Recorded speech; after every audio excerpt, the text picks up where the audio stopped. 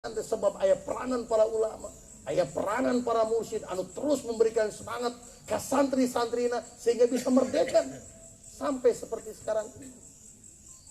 Tapi kalau untuk melawan hawa nafsu, membersihkan hati kita, ini ada caranya, ada ilmunya. Ilmunya apa namanya?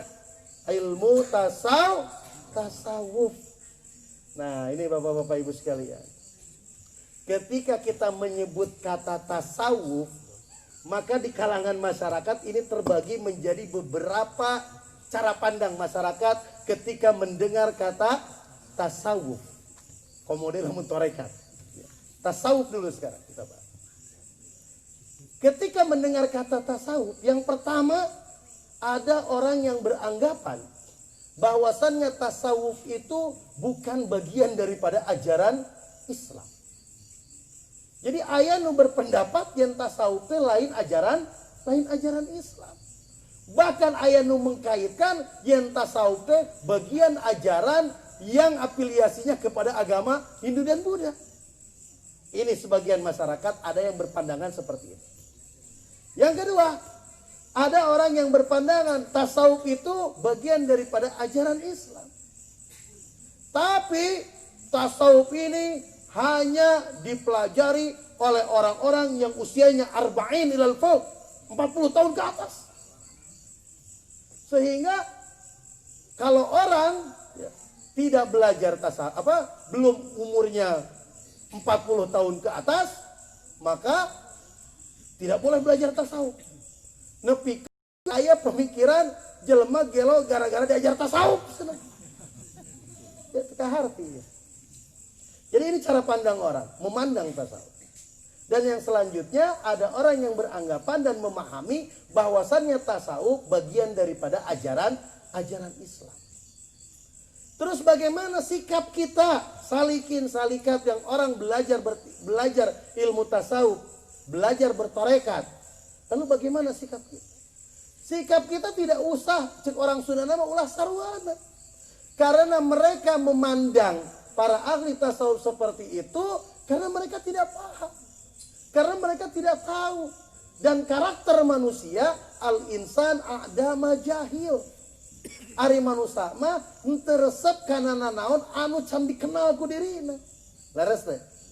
Jadi orang itu tidak suka terhadap sesuatu yang belum dia ketahui. Maka pandangan-pandangan miring, pendapat-pendapat miring itu salah satu faktornya karena mereka tidak memahami. Itu yang pertama. Yang kedua, karena banyak distorsi-distorsi di tengah-tengah masyarakat. Aya anu misalkan holwat tidak sesuai dengan syariat, nepikeun ka maotna, nu munculna tasawufna, nu munculna tarekatna. Ada orang tidak mau sholat, lepas tina syariat, mengatasnamakan tasawuf. Padahal saur Imam Malik naon man tasawwafa wa lam yatafaqqah faqad tazanda. Akhirnya yang tercoreng-moreng yang jelek adalah tasawuf.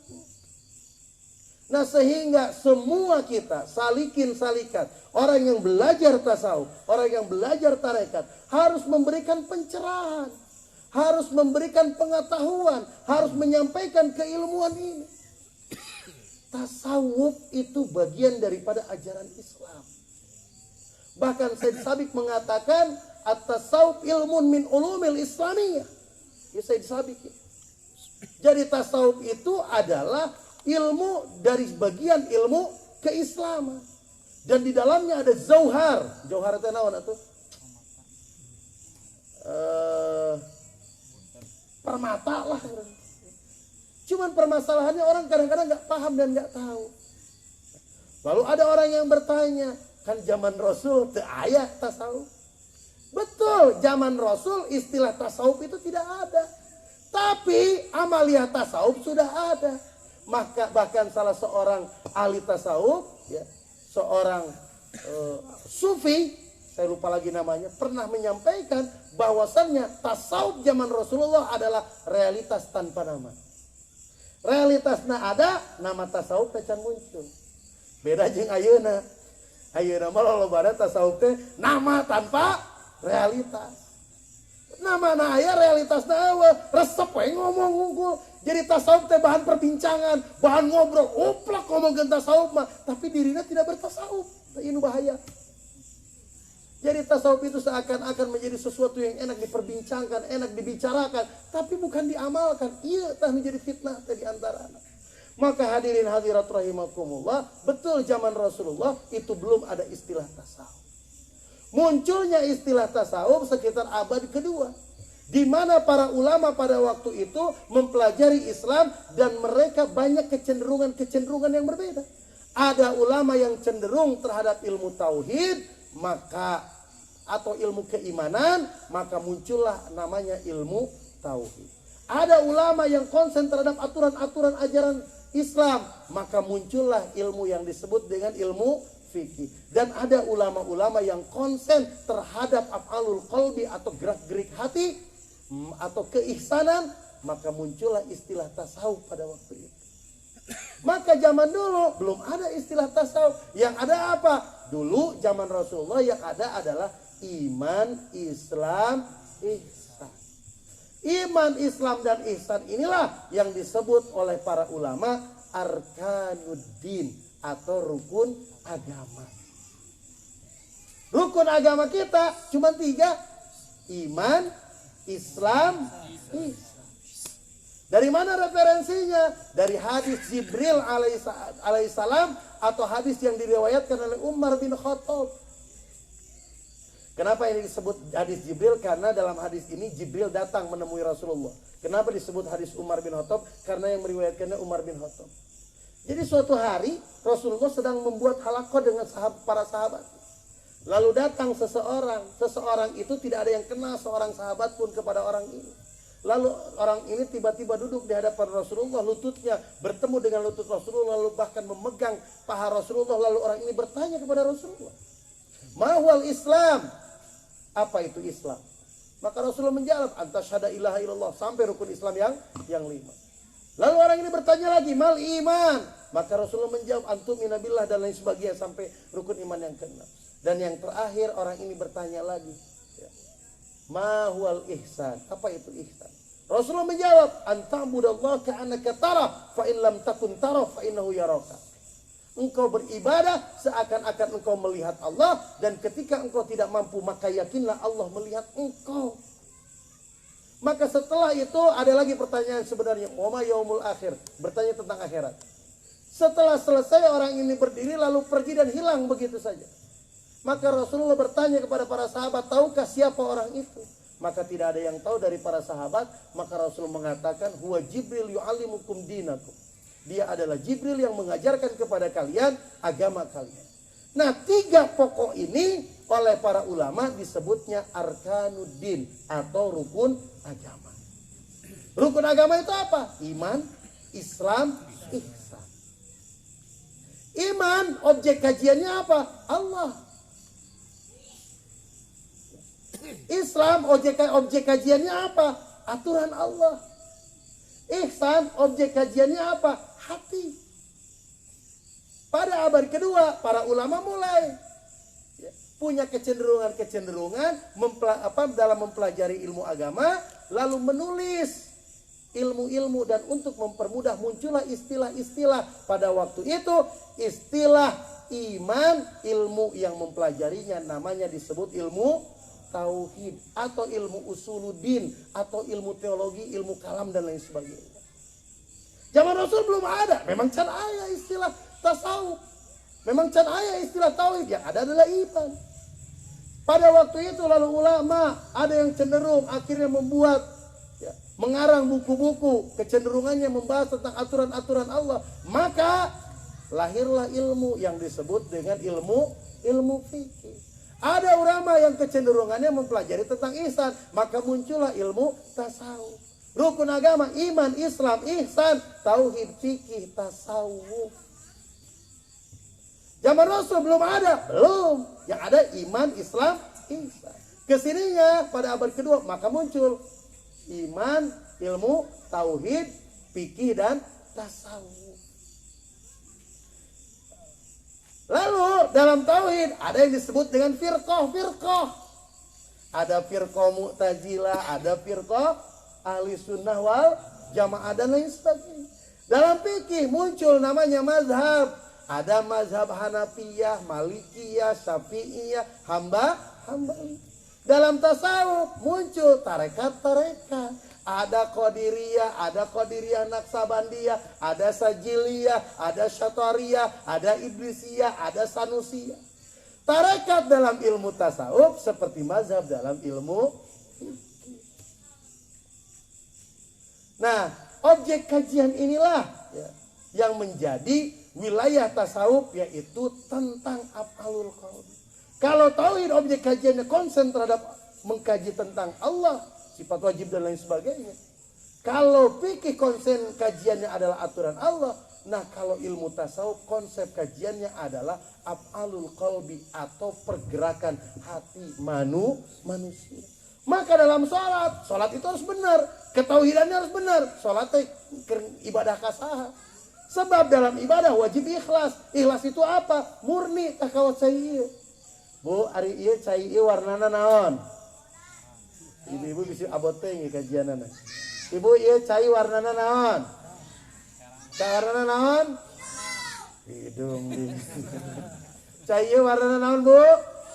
Lain bodas ieu mah herang. Lamun bodas mah cai naon?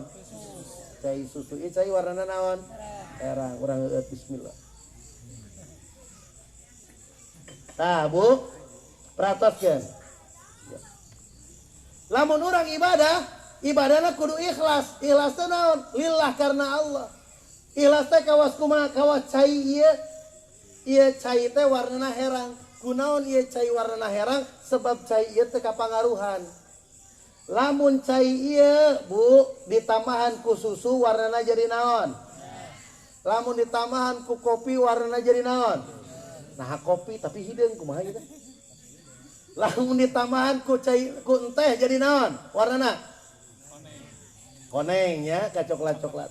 Tah cai ieu kulantaran teu kacampuran susu, teu kacampuran kopi, maka warnana herang. Tah orang ikhlas teh kudu herang, ulah kacampuran ku motivasi hawa nafsu. Lamun ibadah salat kudu ikhlas lillah karena Allah, ulah kacampuran ku ujub, ulah kacampuran ku ria, ulah kacampuran ku sombong, ulah kacampuran ku nu sejen-sejen. Ikhlas ngaranna. Jadi ikhlas teh naon? Bersih, lurus karena Allah, kawas cai herang nu can kacampuran. Lamun kacampuran mah lamun dina bensin mah naon ngaranna? Dua tak naon. Ikhlas kudu lurus ka Allah niatna. Ngadapna. Nu kadua kudu bener syarat rukuna, pikir dirinya. Nu katilu naon? Fawailul lil musallin alladzina hum an salatihim sahun. Cilaka keur nu salat namun nu salatna lalai, berarti kudu naon? Khusyuk. Khusyuk wilayah naon? Wilayah tasawuf. Rukun agama kudu ditegakkeun ku urang. Jadi diajar tasawuf teh kudu kumaha? Ti keur leutik. Cik ari jujur eta ilmu fikih, ilmu tauhid, ilmu tasawuf. Ilmu tasawuf. Maka hati-hati ketika tasawuf dijauhkan dari umat. Ini yang bahaya. Dulu para santri kenapa? Samina wa ata'na terhadap ulamanya, bersih hatinya, maka siap berjuang. Akhirnya ketika hati manusia tidak dibersihkan, akhirnya nafsu yang mendominasinya. Fa'alhamaha fujuraha wa taqwaha. Allah memberikan dua potensi. Pertama potensi fujur, yang kedua potensi takwa. Potensi fujur, iya sponsor dan sah, hawa nafsu jeung setan. Maka lewat ilmu tasawuf dibersihkan hati kita. Karena secara fitrah nafsu, sifat karakternya tidak pernah puas dan susah diatur. Hati manusia secara fitrahna dalam keadaan bersih dan suci. Kullu mauludin yuladu alal fitrah. Tapi akhirnya terkontaminasi oleh apa? Yang pertama, Allah berikan nafsu kepada manusia sebagai ujian.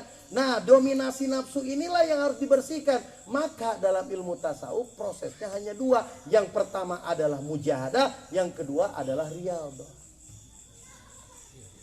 Maka kalau guru kami menjelaskan, orang sok lieur lamun ngabahas bab tasawuf asal padahal mah sederhana. Dalam tasawuf itu hanya ada dua wilayah Yang pertama wilayah makasib, yang kedua wilayah mawahib. Wilayah makasib wilayah usaha, wilayah mawahib wilayah anugerah. Cuman dua. Wilayah makasib apa saja? Hanya dua. Tahliyah, tahliyah. Apa itu tahliyah? Nah, lamun di luar mat, kalau orang yang di luar tasawuf, orang yang tidak belajar tasawuf mengenalnya tazkiyah, tasfiyah. Ari karena ilmu mengucapkan ilmu tasawuf anti, tapi bahasa tazkiyah dimunculkan. Nah, maka harus dimunculkan. Jangan ragu. Sebab orang harus paham. Karena kalau orang jauh dari ilmu tasawuf, berarti jauh dari ulama. Kalau orang jauh dari ulama, maka tidak ada yang membersihkan hatinya. Tidak ada yang mengingatkan. Iya, tanu bahaya. Maka hadirin hadirat rahimakumullah, ketika manusia ingin terbebas dari hawa nafsunya, maka keterbebasan manusia dari hawa nafsu hanya dengan ilmu tasawuf. Maka harus bersih diri kita dari godaan hawa nafsu. Maka wilayah tasawuf itu dua. Yang pertama makasib, yang kedua mawahib. Apa itu makasib? Usaha, tahliyah. Nah, disebut tahliyah, membersihkan hati. Yang kedua tahliyah. Apa yang disebut tahliyah? Ngadandanan hati. Jadi lamun ibu-ibu gugah kulam, cik kira-kira bangun tidur, erek nganggo make up, kira-kira langsung nganggo make up atau dibersihkeun heula wajahna. Dibersihkeun heula. Tah proses ngabersihkeun wajah, ieu mah analogi percontohan. Proses ngabersihkeun wajah teh dina ilmu tasawuf namanya tahliyah, ngabersihan. Tos bersih di dandanan, tahliyah. Kalau tahliyah dan tahliyahnya benar, nanti bakal ada tajalliyah. Apa itu tajalliyah? Mawahib. Anugerah. Naon ari anugerah? Muncul atau diberikan oleh Allah khusyuk dina ibadah. Khusyuk itu bukan makasib tapi mawahib. Tapi setiap orang harus berusaha agar bisa khusyuk. Tapi tidak semua orang yang berusaha khusyuk jadi bisa khusyuk. Karena khusyuk itu adalah anugerah. Lamun sholat khusyuk terus nikmat. Atau godaanana ibadah. Khusyuk. Yang selanjutnya wijlu itu apa? Bergetar hati, panah, jadbah dan lain sebagainya. Itu wilayah-wilayah anugerah. Wilayah anugerah hanya bisa diperoleh ketika kita melakukan wilayah-wilayah usaha. Nah, untuk membebaskan diri dari hawa nafsu, maka bebaskanlah hati kita dari penyakit-penyakit hati yang menjadi peluang nafsu menggoda kita, yang menjadi peluang setan masuk mengganggu kita. Nah, bapak-bapak, ibu-ibu sekalian, 2 hari ke belakang, Pribados ngisi pengawasan. Pas beres ngisi pengawasan, aya nu naros pertarosan teh Ustaz. Nah, hanya cenah ari di majelis ilmu maksudna urang teh mending cenah semangat, bener, erek berubah cenah. Erek naon ngaranna teh? Menjadi pribadi yang lebih baik. Tapi bubar pengajian da balik ke deui cenah teh. Balik deui kana kalakuan urang. Kusim goreng diwaler ya. Itulah ya, godaan setan dan godaan hawa nafsu muncul. Tapi kenapa dengan mudahnya? Ai di majelis ilmu marubah, ya urang teh bener, ari pas bubar balik deui si kalakuan urang teh. Eta teh kunaon? Kusim goreng didongengkeun dongeng anu pertarosan salah seorang murid kepada gurunya Imam Al-Ghazali. Kata muridnya, "Wahai guruku, kenapa kalau di majelis ilmu semangat, tapi kalau di luar balik deui?" Dianalogikeunana kumaha? Kawas kieu. Lamun urang keur cicing terus aya anjing. Anjingna ku urang ditinggang, kabur moal eta anjing. Kabur. Sama ketika dilempar itu anjing kabur. Tapi selang beberapa menit anjingnya teh datang deui. Tinggang deui, gaik kabur. Selang beberapa menit datang deui. Ternyata itu anjing diusir teu init-init. Kunaon? Ternyata di sekeliling kita ada makanan anjing. Naon ari dahareun anjing? Tulang. Jadi lamun erek ngusir anjing, lain ninggang anjingna, tapi piceun tulang. Terbukti sim kuring pas bade ka naon namanya teh ka Bandung ngahajakeun jalan Salawu. Di jalan Salawu di perbatasan antara Tasik Garut pangarsa eta teh aya tukang dagang sop dengkul. Waduh nikmat eta sop dengkul jam 12 siang tuang sop dengkul. Bari tuang nanti di luar, di rumah makan teh di luar. Di luar teh aya sungai, ulah. Jadi orang teh tuang teh bari ningali naon? Sungai cai gitu. Kan teresepna di seberangin sungai aya anjing karieu anjing. Ditinggal kata ku bonteng, gaek kabur tapi cicing balik deui. Kunaon make balik deui? Kedengaran lagi tukang sop dengkul pasti aya naon? Tulang. Tinggal we kunaon? Ku tulang balik. Tapi sim kuring di dadaha lamun di Tasik nu terkenal tuangeun teh namina TO. Nasi TO. Terang teh nasi TO. Tutug oncom. Lamun ka Tasik tah wajib tuang tutug oncom. Sim kuring tuang naon? Meser TO di daerah dadaha di kota di Tasik. Ditinggalian da anjing di dinya. Beda jeung di tukang sop dengkul. Kunaon? Da dahareunana. Aya tukang sop dengkul, aya dahareunana. Matak saur Imam Ghazali. Jadi urang mah dikurilingan ku anjing, kunaon anjing ngurilingan urang, dadahareunana aya di dinya. Matak lain ditinggal anjingna, piceun tulangna. Tah di diri urang ya ayeuna ya keur pangajian, mu balik keur gogorowokan, keur ningangan hawa nafsu ya teh. Ini teh si hawa nafsu sakedeung. Pas balik datang deui. Kunaon? Dahareunana aya dina hate urang. Matak saur Ibnu Athaillah, ilmu Allah itu ada yang duhul, ada yang wusul. Lamun wusul mah sampai tapi balik deui.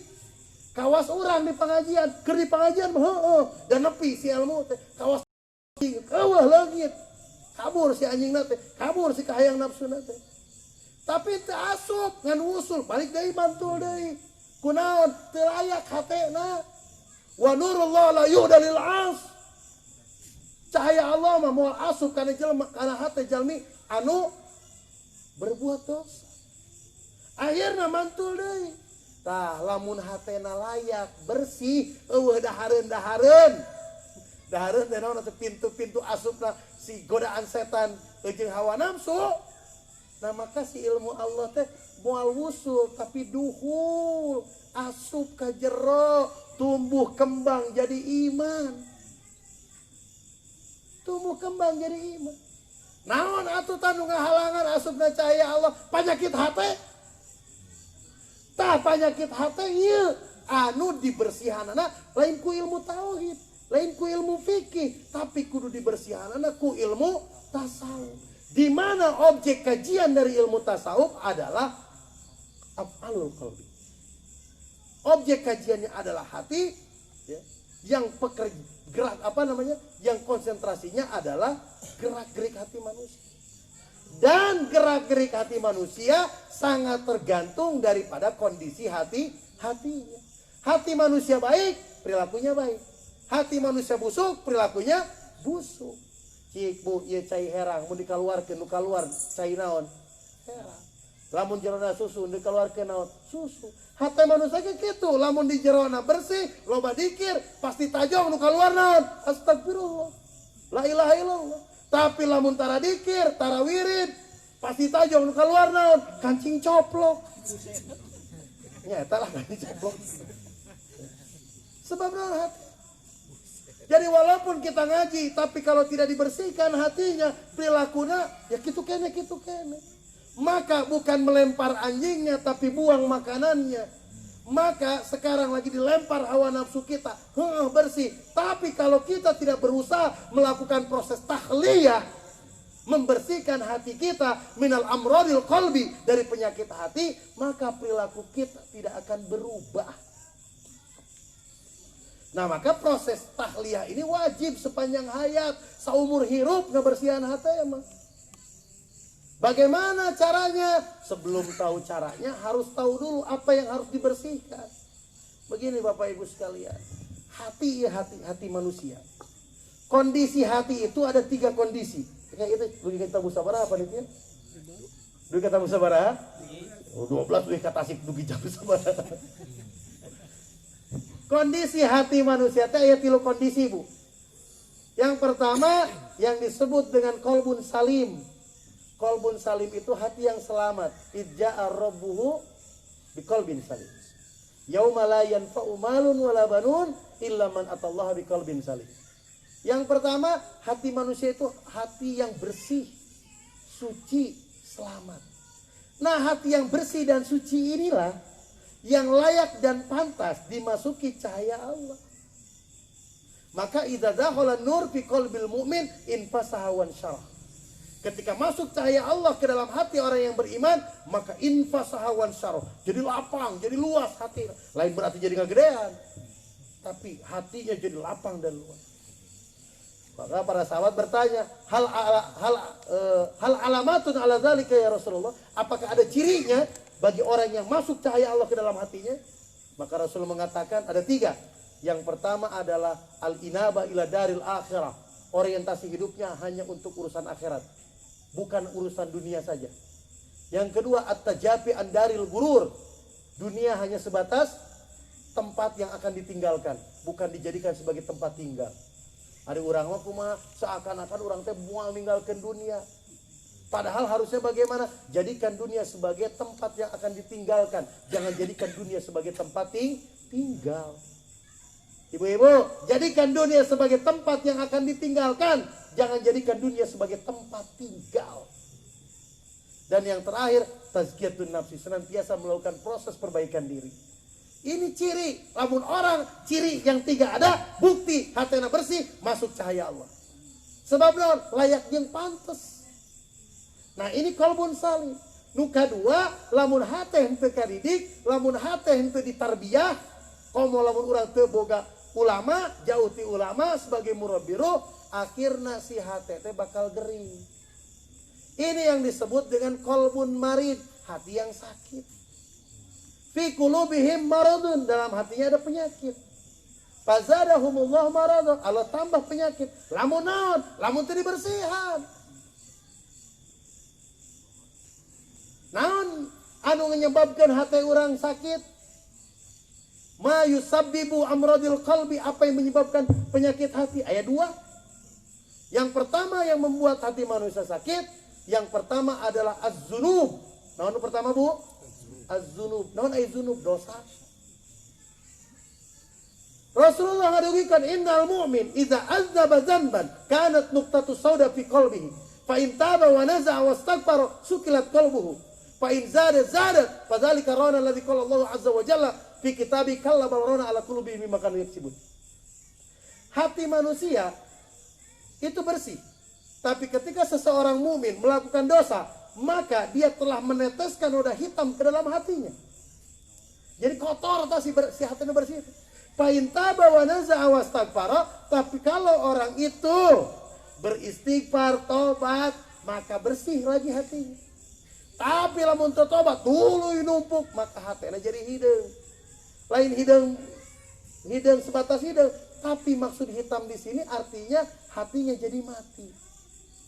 Kalau hati manusia mati, ini kondisi hati yang ketiga, bukan marid lagi tapi mati. Lamun hati manusia geus paeh, saur Allah naon, ulaika kal an'am bal hum adall. Mereka seperti binatang dan mereka lebih rendah daripada binatang.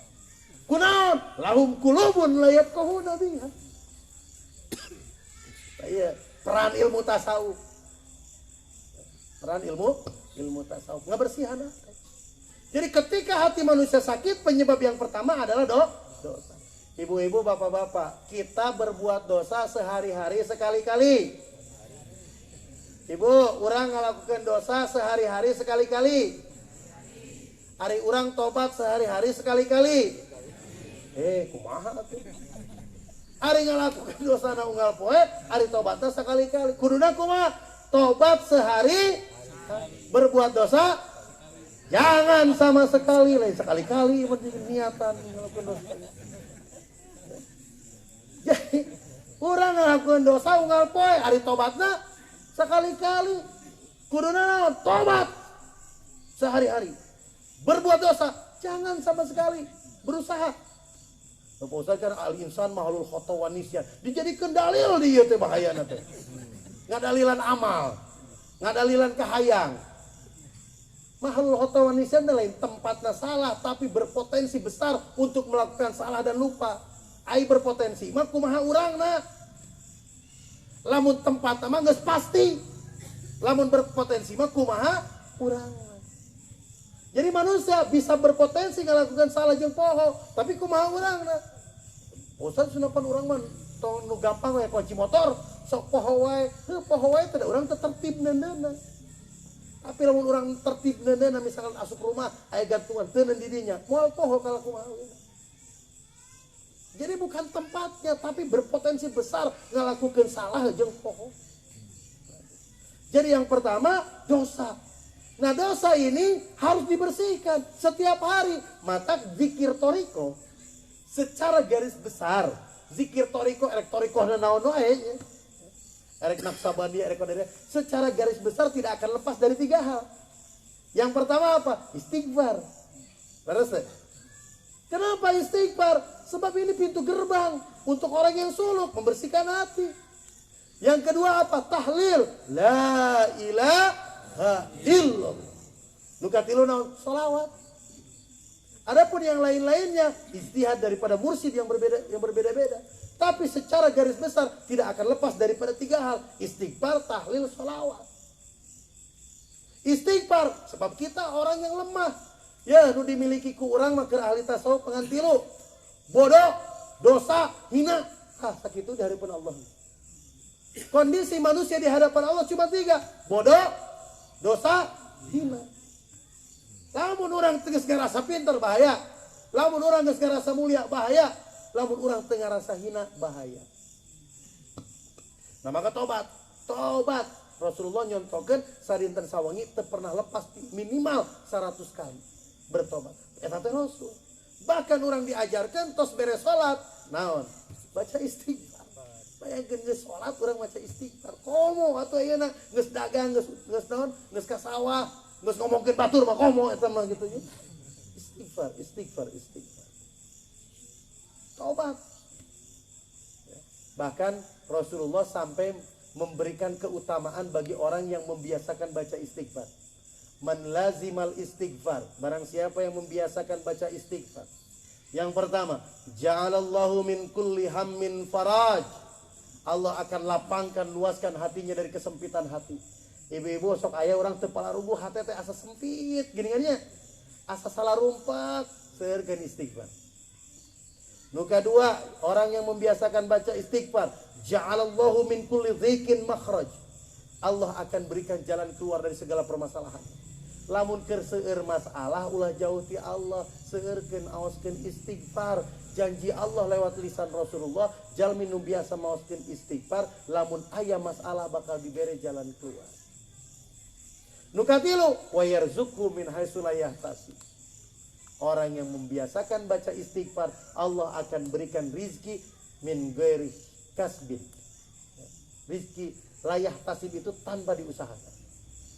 Bayangkan, keur mangga bersihan hate tambah diberikan keutamaan ku Rasul.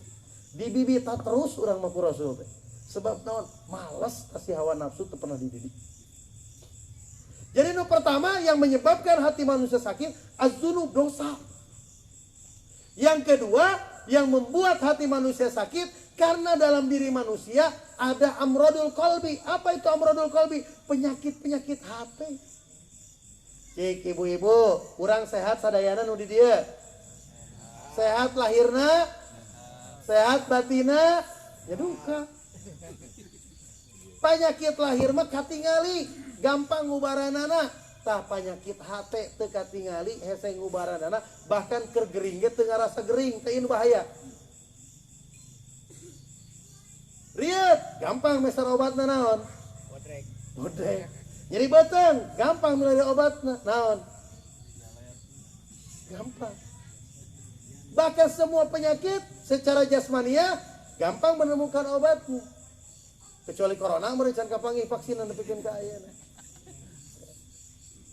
Nah, penyakit hati, penyakit batin ini yang susah. Jangankan mengobati, gering nawe teu sadar orang gitu. Dan ini yang paling bahaya. Penyakit hati ini lebih bahaya. Bahkan lebih bahaya daripada penyakit corona. Corona cepat menyebar dan bisa merugikan orang lain. Penyakit hati juga sama. Cepat menyebar dan bisa merusak orang lain. Merusak dirinya dan merusak orang lain. Apa penyakit-penyakit hati? Banyak. Kalau Imam Al-Ghazali dalam kitab Arba'in fi Usulidin, minimal ayat 10 penyakit hati. Lamun di Pageringan, lamun di Idrisya sok dinyanyikan ya tadi. Kumaha nyanyikan teh? Hei ibu-ibu tak sufis kumaha nyanyikan teh? Disebut nanti maksiat batin. Ya. Maksiat batin eta ya 10 hiji loba dahar 2 loba omong katiluna gede ambek 4 hasad 5 bahil cinta harta 6 jah 7 hubu dunia 8 takabur 8 ujub 10 ria syirik. Aya penyakit eta di diri urang. Sok dibersihan. Lamun dibahas pan bekas subuh ya. Hiji loba dahar, pusat teu meunang dahar, lain teu meunang dahar. Tapi ayeuna jelema hirupna ngan saukur mikiran dahar. Hirup keur dahar, dahar keur hirup. Hirup keur dahar, dahar keur hirup.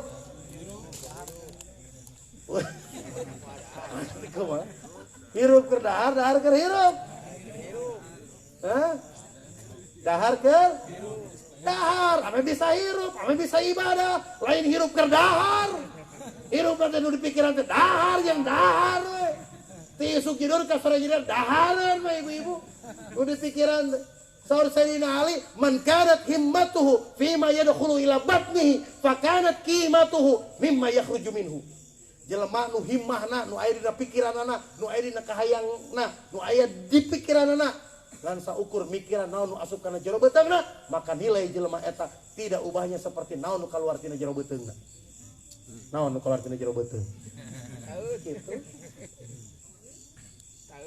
Jelema nu hirupna hayo mikiran nu naon asup kana jero beuteung. Tah nilai teh kaos kitu. Saur Sayyidina Ali. Lain teh menang dahar, tapi tujuan hirup lain keur dahar. Dahar ame bisa hirup supaya bisa ibadah ka Allah. Ayeuna orang ribut gara-gara naon? Masalah ieu ya. Nepikeun ka naon? Aing mah ieu mah cenah masalah beuteung euy, cenah begitu kitu. Terus naon masalah beuteung kunaon? Ieu bahaya. Bukan tidak boleh mah. Tapi orang sudah dalam ayeuna sok nu ribut naon wae, lamun diurut masalah naon? Pi beuteungeun. Leres teh. Maka di ajaran tasawuf eta teh penyakit hate kudu ditakhliyah eta teh, kudu dibersihan begitu teh. Di lain teu meunang makan tapi orientasi hirup dengan saukur mikiran makan. Jadi naon rakus. Artinya makannya doronganna hawa nafsu, kawas naon? Kawas ibu-ibu lamun keur bulan puasa. Bu, lamun bulan puasa erek lebaran, harga-harga naik atau turun? Naik. Aneh bulan puasa kunaon harga-harga sembako pake naik. Ibu lamun teu keur puasa tuang sadinten sabaraha kali? 3 kali eta teh sangguna. Da orang Sunda mah mesti geus beak baso 3 mangkok ge can dahar sangguna can dahar. Pak Ustaz tos tuang teu acan, neme tadi we leupeut genep di bala-bala 7 can dahar eta teh. Leres Bu. Sadinten teh minimal 3 kali enjing siang sonten leres. Memeh kulem we tambah Indominya jeung nognya. Pabeberang tos makan, aya nu ngaliwat tukang somai, jadi eureunkeun. Komo ibu-ibu lamun keur ka ondangan, aneh deh teh. Lamun ka ondangan teh wah mak dahar teh leres teh Bu. Sebab naon? Atuh mah nya mayar ngamplop 100.000 dahar saeutik. Wah, sagala di dahar, sagala dicobaan eta. Ieu mah ibu-ibu di ditu, di Purwakarta. Eta sagala di dahar, eta pas pulang deureun deui di tukang baso. Ibu pan nemeh tos tuang. Tuh dia mah belah dieu, tah baso mah belah dia aya. Jadi rakus. Bahaya. Jadi orientasi hidupnya hanya mikiran perut. Bayangkan makan sehari kalau tidak puasa bisa 3 kali, bisa 4 kali. Tapi lamun keur puasa 2 kali, kan aneh Pak. Hari-hari biasa daharna loba, harga stabil, hari dahar jadi 2 kali, kunaon harga makin jadi naik. Dina teori ekonomi, harga naik teh kalau permintaan lebih banyak daripada ketersediaan barang. Terus teh, pan lamun hari biasa dahar 3 kali, kuduna lebih mahal tibatan bulan puasa. Kan bulan puasa mah 2 kali daharna. Nya daharna mah 2 kali, tapi segala diaya-aya. Kene-kene keur puasa ti jam 2 teh geus tekar-teker ibu-ibu teh. Keur puasa teh ningali senalana jangkung ge jiga naon lapis legit naon. Ningali cucunguk ge jiga korma komo jam 2 mah keur Terus Bu. Aya ibu-ibu jalan kaki make baju tiungna orange, bajuna orange, rokna orange, pas lempang teh jiga sirup ABC we. Gitu. Jadi aneh. Kenapa ketika makannya sedikit harga jadi mahal, ketika makannya banyak harga jadi murah? Ternyata hawa nafsu na. Mata kelamun bulan puasa jarang di meja makan 1 menu 2 menu, 3 4. Aya kolak, aya sirup, aya naon deui? Es dawegan. Wah, di entep-entep kieu, bari cirukul kieu geuning. Pas buka nginum cai ge geus wareg, akhirna loba dahareun mubadir lamun ke bulan puasa. Sok tingali ka bumi-bumi. Hawa nafsu tah eta tah. Maksiat batin nu kitu teh ngaranna teh loba dahar kitu teh maksudna. Ilmu tasawuf bergerak gitu. Hiji teh keur ngabahas bab dahar hungkul eta teh. Mata dina ajaran Islam dahar ge diatur dina ajaran Islam. Ajaran Islam itu ajaran yang komprehensif. Ajaran yang syumul, yang sempurna nepikeun ka bab dahar diatur dina ajaran Islam. Makan itu syaratnya 3. Yang pertama, halalan. Pastikan dahar teh kudu halal. Perhatikan, orang yang masuk ke dalam badannya makanan-makanan yang subhat, haram, tidak halal, hati-hati. Itu bisa membuat dirinya susah menerima kebenaran. Sebab makanan yang dimakan akan mengalir menjadi darah. Dan ketika darah kita kotor dengan makanan-makanan yang haram, iya tanu bahaya. Hese narima naon hidayah anu kitu. Nah, maka ini hati-hati nih makanan. Maka makan dalam ajaran Islam dipastikan. Maka orang-orang tasawuf mah kudu lagi waro teh hati-hati. Termasuk dari setiap makanan yang dimakan. Bukan tidak boleh makan, tapi kehati-hatian. Pastikan kehalalanana. Sahanu apa halal jeung teu halal? Ulama. Nu kadua, setiap makanan yang dimakan dalam ajaran Islam harus dipastikan apa? Thayyib. Thayyib itu apa? Baik. Karena tidak semua makanan yang halal itu layak dan boleh dimakan oleh kita. Pangarsa, tos usia sabaraha, mentas ti 50. Rizkina nu saeb, gigina nu saeb. Ayeuna misalkeun aya tuangan nu dilarang. Aya. Naon di antawisna? Misalkan jeroan. Jeroan halal teh? Halal. Tapi bagi sebagian orang thayyib tidak. Baik tidak. Bagi sebagian orang yang tidak boleh, maka itu tidak thayyib. Maka dalam ajaran Islam itu nepikeun ka bab dahar wae dibahas. Jadi dahar anu halal wae tidak boleh setiap orang memakan sembarangan. Kalau itu tidak thayyib. Asam urat misalkan, kangkung halal, tapi sok we dahar kangkung, insya Allah suka dana cingket. Artinya apa? Harus thayyib makanan itu. Siapa yang tahu makanan itu thayyib dan tidak thayyib? Ahli gizi, dokter. Dan yang ketiga, ketika kita makan, wala tusrifu. Apa wala tusrifu? Nggak boleh berlebihan. Wah, jika budak keningan lamun keur buka puasa, iya, naon ngaranna teh? Semutut, iya nyekel. Dalam bisa mah kusugu ge nyekel geuningan. Jadi harus sesuai, wala tusrifu, teu meunang berlebihan. Tah yang tahu berlebihan dan tidak berlebihan mah lain ulama, lain ahli gizi, saha urang masing-masing. Sebab takaran setiap orang itu beda-beda. Bapak sapiring wareg, abdi can puguh. Sebab non berbeda. Bagi seseorang isrofnya itu berbeda-beda. Dan yang tahu berlebihan dan tidak berlebihan kita. Maka Rasulullah ngajarkan, lamun urang keur dahar geus geunah eureun. Artinya apa? Nggak boleh berlebihan. Ulah kene-kene ngeunah tuluy we. Nepikeun cek orang Sunda mah nepikeun ka kemerkaan. Terang bu kemerkaan? Tapi kita sia juga baheula keur leutik menuju alit abdi daharun teh keur puasa teh segala di dahar. Tapi kita bisa taraweh. Ngangkarak disapukeun ku lanceuk teh yuh disapukeun. Bari nyanyi naon 17 Agustus. Da kemerdekaan disebutna kemerdekaan di sana. Ini penyakit hati dari makanan. Nah ini harus ditakhliyah, ini harus dibersihkan. Yang kedua apa? Banyak omong. Cek ajengan teh, si Ustad kita tadi pengelobana ngomong, si ngomong wae, loba doakan. Banyak ngomong di sini bukan berarti nggak boleh ngomong yang tidak ada manfaat. Naon diantarana, ibu-ibu kade ngagosip. Naon dari ngagosip, gibah ngomongkeun batur. Nah make ka ibu-ibu di mana-mana ge nu sok ngagosip mah ibu-ibu. Bapak-bapak mamaturan unggul ti baheula oge.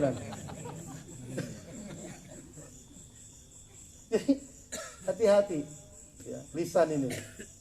Apa saja nggak boleh ngomongin orang, nggak boleh nyakitin orang dengan omongan, nggak boleh bohong. Debat tuh tepala rugu. Kurang mah kadang-kadang pas saya debat bari tepala rugu, terus tuh. Wah ini kerusum-usum pilkada. Wah isiu tepala rugu, tapi kagak relut. Temenang naon itu teh. Lisan hati. Penyakit hati. Orang tasawuf mah batur kerpas saya istighfar. Sebab apa? Lisan ini bahaya. Banyak makan, banyak omong. Mudah marah, gede amak teh. Ayo gede amak di dia.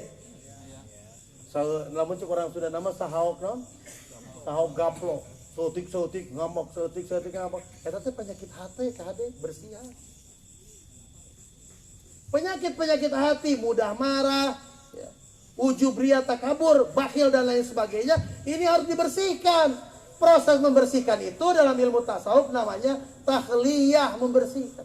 Bagaimana caranya? Dosa bersihkan dengan apa? Dosa bersihkan dengan tobat, perbanyak istighfar. Penyakit hati bersihkan. Bagaimana cara membersihkannya? 1. Rajin datang ke majelis ilmu dan rajin datang ke majelis Yang kedua, apa? Bergaul dengan orang soleh. Yang ketiga, dekat dengan ulama dan harus punya pembimbing ulama, karena peranan ulama melanjutkan peranan kerasulan, di mana Rasul tugasnya adalah yatluna alaihim ayatihi wa yuzakkihim wa yuallimuhumul kitaba wal hikmah. Rasul tos ngantunkan urang teu sajaman jeung Rasul, tapi ingat la nabiyya ba'di. Tidak ada nabi setelahku, kata Rasul, tapi satakunu khulafai, akan ada penggantiku, pataksur, dan mereka banyak. Siapa mereka? Mereka yang mendapat warisan dari nabi. Siapa? Al ulama warasatul anbiya. Jauh ti ulama, bahaya. Lamun jauh ti ulama, moal diingetan penyakit hati. Dekat yang ulama, keter saeutik, belok saeutik. Karena ge hate makola bolak-balik, diingetan deui. Maka kudu rajin ke majelis ilmu yang mana di dalamnya ada ulama yang memberikan nasihat, tausiah, dan menunjukkan penyakit-penyakit hati kita. Maka wajib ya, kalau dalam ilmu tasawuf itu wajib ikut kajian bahkan 40 hari tidak melihat wajah guru, tidak melihat wajah mursyid, maka akan gelap hatinya. Maksudnya naon? Jauh tidak nasihat. Penyakit hatinya kita ubaran. Sebab naon? Ulama itu kalau kita melihat wajahnya nu diinget naon? Dosa-dosa urang. Maka ketika bertemu dengan ulama diingatkan kita. Maka kieu lamun urang aya tukang sate, lamun ningali ka manehna nu dipika inget naon? Sate. Panggih jeung tukang tahu, lamun inget beungeut manehna naon? Tahu. Inget ka ulama, ari ulama ngajakna ka mana? Ka Allah. Ngabayangkeun wajah ulama wae lamun dina konsep tasawuf ngaranna robito, kunaon maka aya robito? Sebab inget wae, ngabayangkeun wajahna wae, ngageterkeun hate urang, tumbuh syauq, rindu, mahabbah, cinta ka Allah Subhanahu wa taala. Jadi ini penyakit hati. Nah, kalau dibiarkan tidak diobati, maka lama-lama hati kita bakal mati. Lamun hati urang mat, ulaika kal an'am balhum adall. Mereka seperti binatang dan mereka lebih rendah daripada binatang. Nah, hadirin hadirat rahimakumullah, maka pada malam hari ini kita berkumpul di tempat ini tadi manakiban, istighosah dan kegiatan-kegiatan yang diselenggarakan, bahkan sambil memperingati kemerdekaan Republik Indonesia yang ke-75, bebas dari penjajahan Belanda, bebas dari penjajahan Jepang. Jadikan malam ini juga momentum kita bebas dari penjajahan hawa nafsu. Di mana cara membebaskan hawa nafsu? Caranya dengan membersihkan hati dari penyakit hati.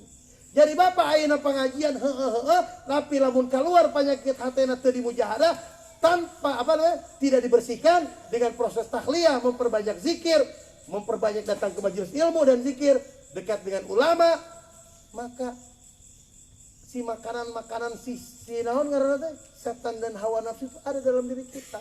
Jadi mesti ditinggangan ke lamun aya keneh pintu masuk nama balik deui.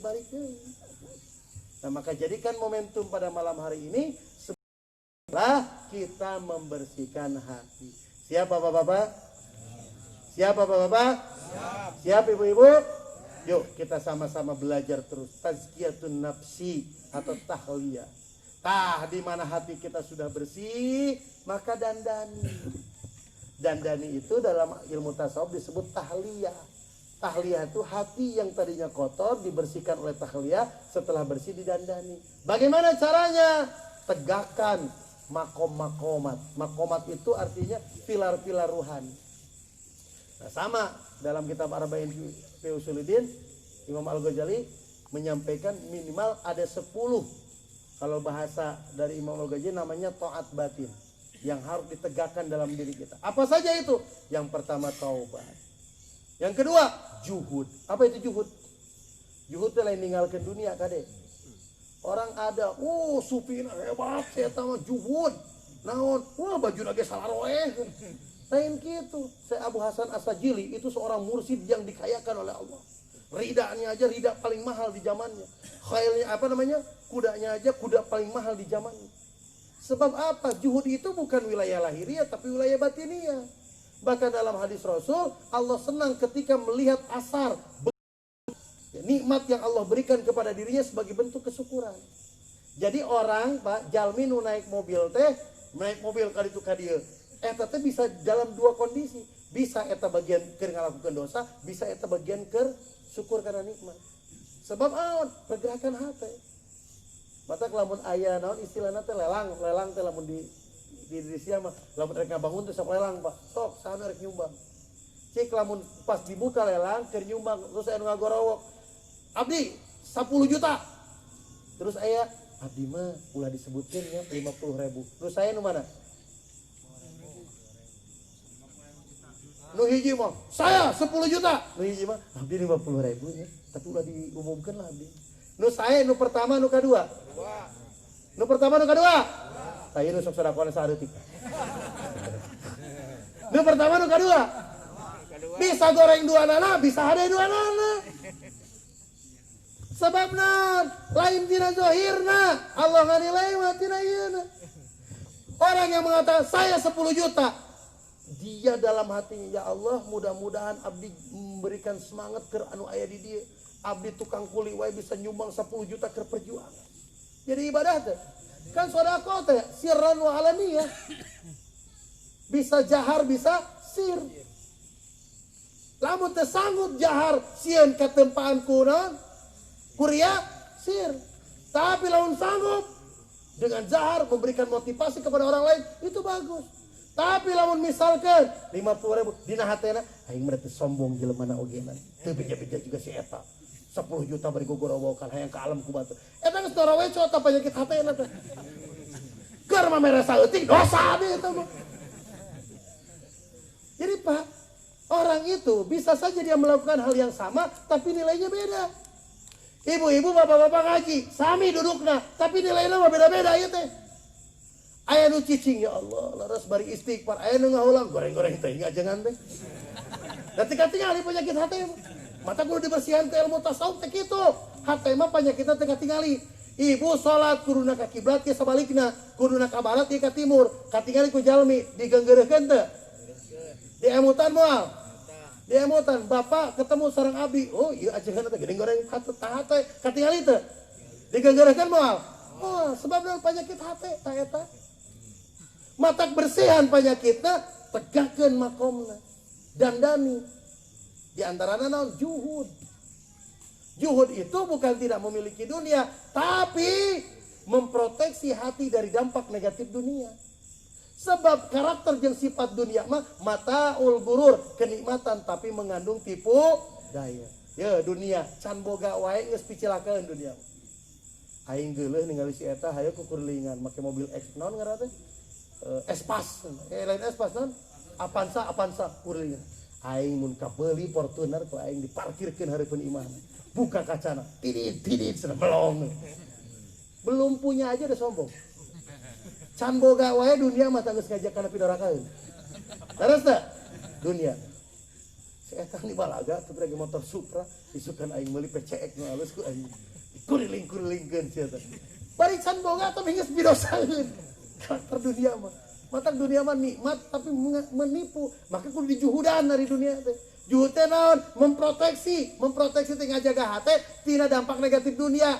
Ameh teu kabawa ku negatifna dunia. Justru dunia lain ngajauhkeun diri ti Allah, tapi justru jadi ngadeketkeun. Mata kayak doa nu didawamkeun di Idrisiya doa Syekh Abu Hasan As-Sajili. Dina ngadoa Rabbana wasi' alaina arzaqana fid dunyana wala tahjubna biha an ukhrana. Allahumma ij'alha fi aidina wala taj'alha fi qulubina bi rahmatika ya arhamar rahimin. Ya Allah, luaskanlah arzaqana rizki kami, wala tahjubna, dan jangan rizki yang luas itu menjadi penghalang. Wala tahjubna bi an ukhrana, dari akhirat kami. Allahumma ij'alha fi aidina, jadikan ya Allah eta rizki aya dina genggaman kami.